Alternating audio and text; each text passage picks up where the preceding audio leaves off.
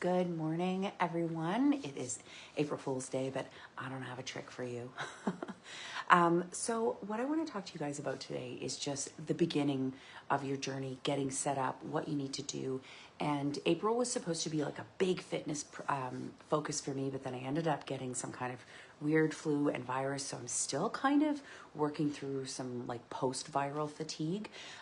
So just making the healthiest choices that I can.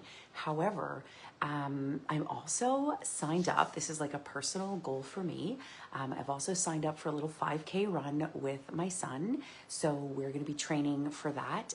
It's very cold outside. There's freezing rain, or it's icy on the roads. There was freezing rain. There's a big ice storm in Ontario. We didn't really get hit here, but I have to be really careful because last year when I was just getting back to running, I have a bad leg and I have a neuropathy on one side and I broke my foot. So I'm a little worried about going out, but this time I'll be wearing my brace. I'll be really, really careful. And I'm just looking forward to kind of setting this challenge for myself and for my son. He's never run that far. So we're going to start out nice and slow, and that's going to be kind of my fitness focus for cardio. I'm also going to be doing the Beachbody Dig Deeper program for strength building, because that is a goal that I have, just weightlifting, because I am in my 40s now. And, you know, a lot of the science and research shows that we need to be focused on building muscle. Having lost 100 pounds, I'm really happy with where my weight is. I feel good here, but I do have some personal goals. And, you know, I even have like an ideal weight, a weight goal that I would like to achieve. But that's just more sitting comfortably in the 150s, because that seems to be the lowest weight that I've ever gotten to. I think I can do better, but I'm happy with where I am. I feel healthy and fit, even though I have a cold and the virus, but I'm working through that. So when you first start out your weight loss journey, there's so many changes that have to happen. And the biggest thing that happens with people is they set up all of these ideas in their head of what it's going to look like. And the biggest problem that I run into is that people want it fast, so that, you know, they see the scale going down the first couple weeks. And I always talk about like the danger of the third and fourth week of your journey.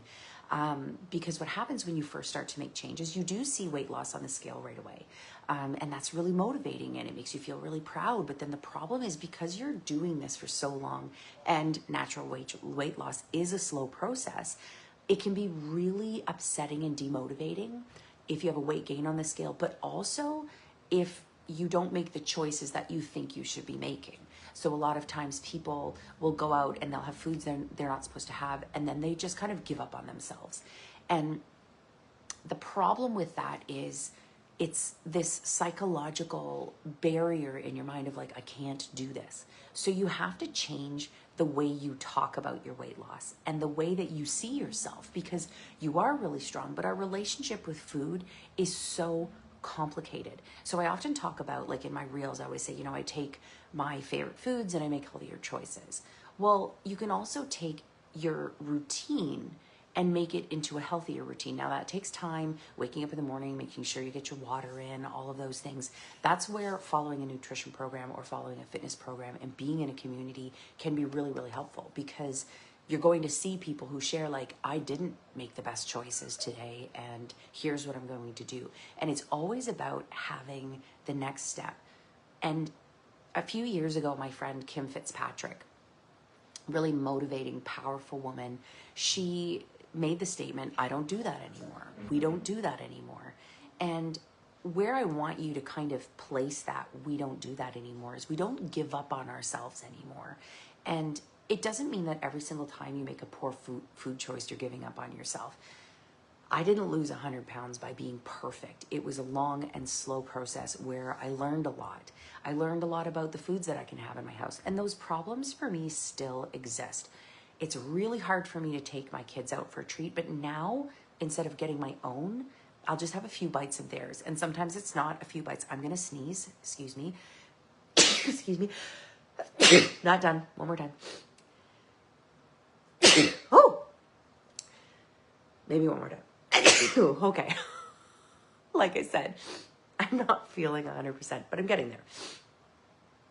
going through the process of change it's really hard. And I don't want to like glamify it or simplify it. It is a really complicated thing to make change. But what you have to remember, I'm going to sneeze again, so I'm sorry if I'm making a bunch of funny faces. The sun's coming out, and I think the sun shining on me is like, you have to sneeze. Making those changes, it's in you to do, and you are strong enough. And it's about believing in yourself. And a lot of times we give up on ourselves. We become complacent with the way we are. We're like, okay, it's fine. I'm just the way I am. And there's a big body positivity movement, and that's fantastic. But you've got health and longevity and life to think about in your future. And it's about the future you. What do you want to feel like in a year, in 2 years, in 5 years, in 10 years, in 20 years, in 30 years, if we're lucky enough to get there? How do I want to feel when I'm 70 years old? How do I want to feel when I'm 80 years old? And I don't want to give up on myself. I have learned to believe in myself. I've learned to believe that I can do really, really hard things. And, you know, I've been through some tremendously traumatic experiences in my life that cracked that, you know, belief system that I had in myself. Because when you go through really, really hard things and you get out on the other side, you're like, if I can survive that, what else can I do? And I really want you to look at yourself, and I really want you to tell yourself that you can do this. You can fight through the bad choices. You can get over the bad days. You can get over the weight gain. It's about staying consistent. And it's about staying consistent for a lifetime, which means you're not just making day-to-day food choices. You are building routines. You're building foundations. And whenever I start a challenge group, that's it. It's about building the best foundation we can for you so that you can go through your life making the best choices you can given the circumstances. And you know what? Sometimes the best choice you can make in that moment might not seem like a good choice, but as long as you're not making that choice every single day, you're going to have momentum to move forward. And then, you know, you get to a point and we hit plateaus, right? And then it's time to make more difficult choices. But you can do it. You are strong. You are able to do it. It's literally ingrained in you, but you have to learn how to believe in yourself. You have to understand the journey. Where did the weight come from? When did it start coming on? What is your relationship with food? And these are such complicated things that we dive into. And I've got like, I'll show you my little bookshelf, a plethora of books here that are all about self-help, self-care, personal development. Some of them are literally about weight loss. But when you read a book about weight loss, it's not about calories in, calories out. It's a story.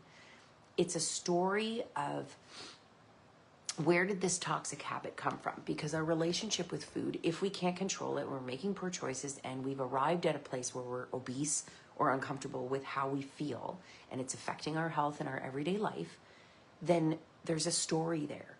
There's a complicated psychological relationship with food that you have to dive into, and it's uncomfortable. It's really uncomfortable. And, you know, I can't just run a challenge group and say, do these things and you'll be successful. Sure, but how do I give you the tools and resources so you can change your life? Because I don't know you. I haven't met you. Some of us, we've never even talked. But what happens is you start to dive into your own story and you start to change your own life. You start to go, you know what? My weight started coming on at this point in time.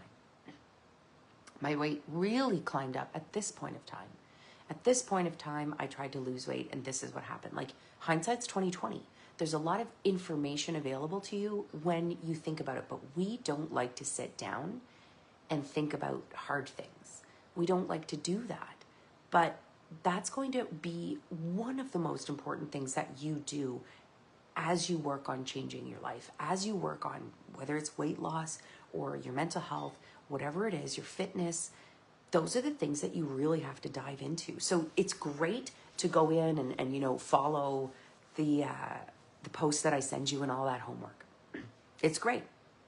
But the biggest and most challenging part of the journey is figuring yourself out, believing in yourself, starting to be kind to yourself. And the more that you believe in yourself, the more you're going to want to treat yourself better, because a lot of us blame ourselves for all the things that have happened in our lives, but there's a bigger picture. You're a symptom, you're a result, you're the aftermath. And it is time for you to take control. And you're so strong.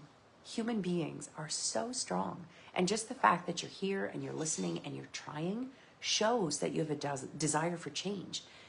But the community, reaching out, sharing your story, being honest with people. That's the great thing about Roseology. It's a closed group, it's private. Everybody is there to build each other up. And it is a beautiful, safe space for people to just be honest. So as we get into April, I really want to encourage you, go into Roseology and share a little snippet about yourself. Share, maybe the story of when your weight started to come on.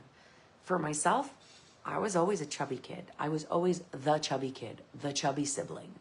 But my weight really didn't start to pack on and turn to obesity until I was a teenager. And my life circumstance changed.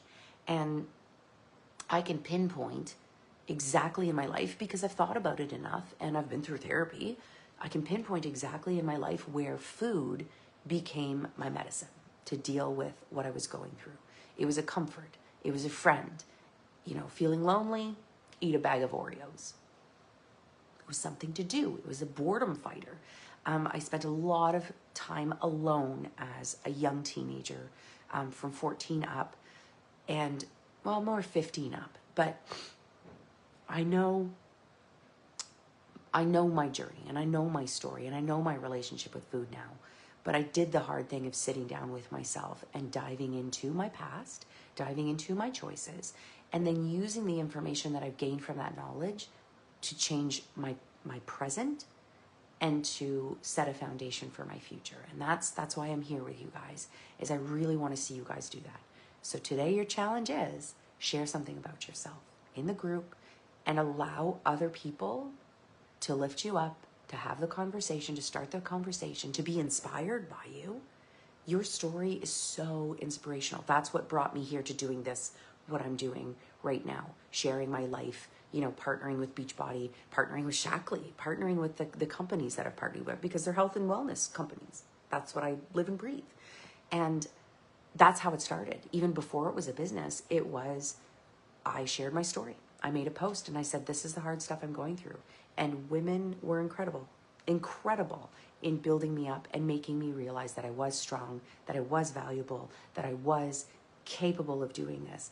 And the power that inspiring others had over me is why I show up every single day, because I know that our stories have power to help others and then also to help us. So I love you guys so much. I have to go get ready for work. I wish I could talk all day. I probably could. I love you. I hope you have an absolutely incredible day. Happy April 1st. And I really, really hope nobody pranks you. I'm going into a school, so guaranteed there's going to be some pranks. We'll see. We'll get through the day. Okay. I love you.